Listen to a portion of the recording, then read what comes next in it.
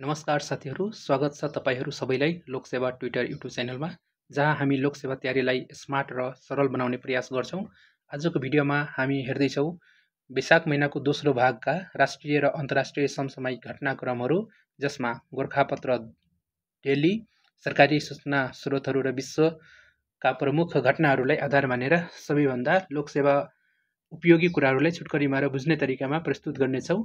तपाईहरूको तयारीलाई अझ प्रभावकारी बनाउन भिडियो अन्त्यसम्म अवश्य हेर्नुहोस्, किनभने अन्त्यमा हामी क्विक रिभिजन राउन्ड मार्फत मुख्य घटनाहरूलाई छोटकरीमा दोहोर्याउने नै छौँ। त अब ढिला नगरी सुरु गरौँ वैशाख महिनाको दोस्रो भागका प्रमुख समसामयिक विषयहरू। प्रश्न नम्बर 1, नेपालको प्रवासन दर प्रति हजार जनसङ्ख्यामा कति रहेको छ? यसको उत्तर भनेको 7.5% हो। ल प्रश्न नम्बर 2 र यो दोस्रो भाग टोटल प्रश्न नम्बर भनेको 27 मा हात्तीको मुखाकृति जस्तै रहेको हात्ती ढुङ्गा कहाँ अवस्थित छ? यो भनेको जमैनी नगरपालिका 5 मा पन्यु थन्थापमा हात्तीको मुखाकृति भएको रूपमा रहेको सो शिला 2006 सालतिर देखिएको स्थानीयहरूको भनाइ छ।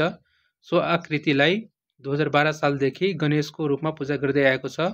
उक्त हात्ती ढुङ्गा स्थानीय पर्यटकको आकर्षणको केन्द्र बन्ने पनि बाह्य पर्यटकको पर्खाइमा रहेको छ।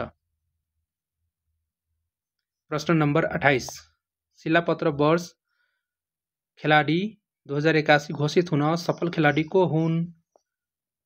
पलेसा गोवर्धन। उनले सन् 2024 को पाराओलम्पिकमा नेपाललाई पहिलो ऐतिहासिक पदक कांस्य पदक दिलाएकी हुन्। उनी दोस्रो पटक वर्ष खेलाडी घोषित भएकी हुन्। यसअघि 2078 सालमा पनि उनी शिलापत्र वर्ष खेलाडी घोषित भएकी हुन्। शिलापत्र वर्ष खेलाडी 2080 क्रिकेटर दिपेन्द्र सिंह ऐरी घोषित भएका थिए। ल प्रश्न number 29, world economic फोरमको young global leader 2025 छनौट हुन सफल व्यक्तित्व को हुन्? काठमाडौँ महानगरपालिकाको उपमेयर सुनिता डङ्गोल। प्रश्न नम्बर 30, कफी खेती सर्वेक्षण 2075 अनुसार कफी उत्पादनमा पहिलो स्थानमा रहेको जिल्ला कुन हो? काभ्रेपलाञ्चोक। दोस्रो भनेको स्याङ्जा, तेस्रो भनेको सिन्धुपाल्चोक। प्रश्न नम्बर 31, व्हाइट हेलमेट केसँग सम्बन्धित छ? सिरियाको द्वन्द्वग्रस्त क्षेत्रमा त्यहाँका नागरिकहरूको रक्षार्थ सञ्चालित स्वयंसेवी सङ्गठन। व्हाइट हेलमेट है। अनि ब्लू हेलमेट पनि आउँछ।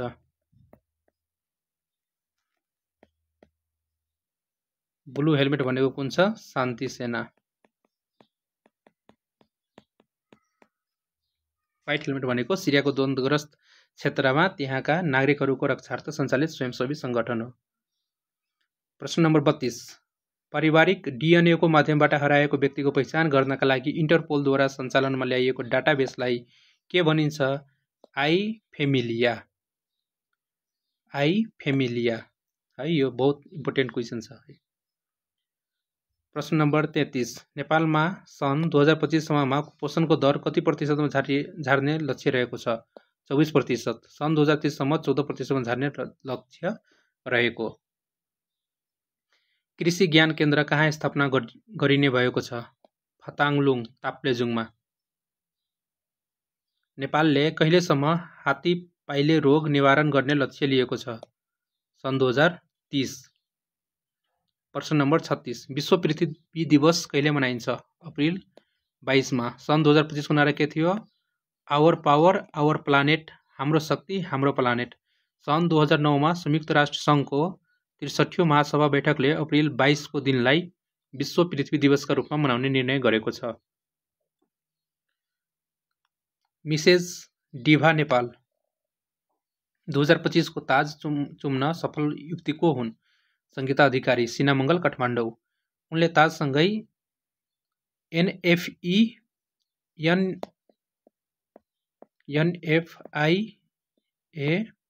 अवार्ड 2026 लन्डनमा सहभागी हुनका लागि एन्ट्री प्याकेज समेत प्राप्त गरेकी। सो प्रतियोगितामा Tika Rana Magar first runner up, Samjhana Gautam second runner up चयन भएका। प्रश्न नम्बर 38, पोप फ्रान्सिसको निधन कहिले भएको हो? सन् 2025 अप्रिल 21 मा। 88 वर्षको उमेरमा पोप फ्रान्सिसको नाम जर्ज मारियो बर्गोल्गियो हो। उनी रोमन क्याथोलिक चर्चको नेतृत्व गर्ने पहिलो ल्याटिन अमेरिकी जेसुइट थिए। प्रश्न नम्बर 39। सरकारले प्रधानमन्त्री केपी शर्मा ओलीको अध्यक्षतामा उच्च स्तरीय सुशासन आयोग गठन गर्ने निर्णय कहिले गरेको हो? विक्रम सम्वत 2082 वैशाख 8 गते। निजी क्षेत्रको समेत प्रतिनिधित्व रहने सो आयोग 15 सदस्यीय हुने आयोगमा गृह मन्त्रालय, अर्थ मन्त्रालय, सङ्घीय मामिला तथा सामान्य प्रशासन मन्त्रालय, लोकसेवा आयोग, योजना आयोग लगायतका निकायहरूका अधिकारी सदस्य रहने। प्रश्न नम्बर 40। भारतले शक्तिशाली लेजर हतियारको सफल परीक्षण कहिले गरियो? सन् 2025 अप्रिल 20 गते। यो हतियारले साना क्षेप्यास्त्र, हेलिकप्टर र ड्रोनलाई खसाल्न सक्ने जनाइएको डिफेन्स रिसर्च डेभलपमेन्ट अर्गनाइजेसन DRDOले अप्रिल 20 का दिन आन्ध्र प्रदेशको कुर्नुलमा परीक्षण गरेको। यो परीक्षणपछि भारत आधुनिक लेजर हतियार भएका चीन, अमेरिका, रुस, बेलायत, जापान जस्ता देशको सूचीमा परेको। प्रश्न नम्बर 41। विशु पर्व कहाँ प्रचलनमा रहेको छ? सुदूरपश्चिममा। नयाँ वर्षको पहिलो दिनलाई धुमधामका साथ विशु पर्वका रूपमा मनाउने चलन रहेको छ। विशेष गरी सुदूरपश्चिम आसाम, डोटी, डडेलधुरा, बझाङ, बाजुरा, बैतडी जिल्लामा पर्ने यो पर्व मनाउने गरिन्छ। देवर भाउजू, नन्द भाउजू र साली भिनाजुले एक आपसमा सिस्नु पानी छ्यापेर यो पर्व मनाउने चलन रहेको। देवर नहुने नन्द नहुने भाउजू, भाउजू नहुने देवर, भिनाजु नहुने साली एवं साली नहुने भिनाजुले विशु तिहारको दिनमा आफैले भए पनि शरीरमा सिस्नु लगाउनु पर्ने परम्परा रहेको छ। प्रश्न नम्बर 42। वातावरण र पर्यावरण क्षेत्रमा काम गर्न वातावरण प्रहरीको व्यवस्था गर्ने महानगर कुन हो? ललितपुर महानगरपालिका। प्रश्न नम्बर 43। भ्रष्टाचार निवारणका सम्बन्धमा जङ्गबहादुर राणाको पालामा स्थापित अड्डाको नाम कुन थियो? धर्म कचहरी। ए हाउस फर मिस्टर विश्वास र इन अफ फ्री स्टेट नामक कृति सर्जक को हुन्? VS न्यायपाल। उत्तर औपनिवेशकालीन परिवर्तनका पीडाका बारेमा प्रखर वक्ताको रूपमा परिचित न्यायपाल सर विद्याधर सूरज प्रसाद न्यायपालले सन् 2001 मा साहित्यतर्फको नोबेल पुरस्कार प्राप्त गरेका। सन् 1932 मा ट्रिनिडाडमा जन्मेका न्यायपालले नोबेल पुरस्कार ग्रहणका क्रममा दिएको मन्तव्यका आफ्ना पुर्खा नेपालबाट आएको हुन सक्ने बताएका हुन्। प्रश्न नम्बर 45। पार्लियामेन्ट अफ नेपाल नामक मोबाइल एप कहिलेदेखि सञ्चालनमा आएको हो? विक्रम सम्वत 2074 श्रावण 12 गते। UNDP को सहयोगमा बनाइएको यो एप मार्फत संसदीय गतिविधि अर्थात् संसदको बैठक प्रत्यक्ष रूपमा हेर्न र सुन्न सकिने। प्रश्न नम्बर 46। संयुक्त राष्ट्र सङ्घले क्लाइमेट प्रोमिस जलवायु प्रतिज्ञा 2025 कहिले सुरु गरेको हो? विक्रम सम्वत 2081 वैशाख 11 गते। यो पेरिस सम्झौतामा निर्धारित तापक्रमलाई 1.5 डिग्री सेल्सियस भन्दा बढी बढ्नबाट रोक्न संयुक्त विश्वव्यापी प्रयास हो। राष्ट्रसङ्घका महासचिव एन्टोनियो गुटेरेस र संयुक्त राष्ट्रसङ्घीय विकास कार्यक्रमको नेतृत्वमा पहल सुरु भएको हो। यसले सामाजिक सञ्चार माध्यमका प्रभावशाली व्यक्तिहरू, आदिवासी नेता तथा प्रमुख निकाय सहितका सरकारवालालाई जलवायु अनुकूलमा मुद्दामा एकीकरण गर्नेछ। साथै महासचिव गुटेरसको सबै विनाश निराशा होइन भन्ने महत्त्वपूर्ण सन्देशलाई विश्वमाझ पुर्याउने यो अभियान सार्थक रहेको छ। प्रश्न नम्बर 47। अन्तर्राष्ट्रिय मुद्रा कोष र आर्थिक विश्लेषण सम्बन्धी अमेरिकी ब्युरोका अनुसार अमेरिकी राज्य क्यालिफोर्नियाका आर्थिक शक्तिका कतिौं स्थानमा रहन सफल भएको छ? चौथो स्थानमा रहेको छ। प्रश्न नम्बर 48। तेस्रो नेपाल सुपर लिग NSL 2025 को उपाधि कसले जित्यो? Lalitpur city FC।